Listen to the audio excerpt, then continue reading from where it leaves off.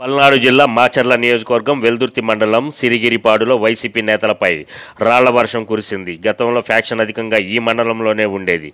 తాజా ఘటనతో మరోసారి అవి బహిర్గతమయ్యాయి. సిరిగిరిపాడులో ఎన్నికల ప్రచారంలో పాల్గొన్న వైసీపీ అభ్యర్థి పిన్నెల్లి రామకృష్ణారెడ్డి సతీమణి రమ మరియు మాజీ ఎంపీపీ చౌడేశ్వరి, మహిళా కౌన్సిలర్లు గట్ల అరుణకుమారి, అనంతరావమ్మ, పలువురు మహిళలు ప్రచారంలో పాల్గొన్నారు. వీరిపై ఒక్కసారిగా రాళ్ల వర్షం టీడీపీ వర్గీయులు దాడి చేశారు. ఈ దాడిలో ఎమ్మెల్యే పిన్నెల్లి సతీమణి రమ, మాజీ ఎంపీపీ చౌడేశ్వరి, పలువురు మహిళలకు తీవ్ర గాయాలయ్యాయి. ఈ దాడిలో పోలీసులు సైతం గాయాలైనట్లు తెలిసింది.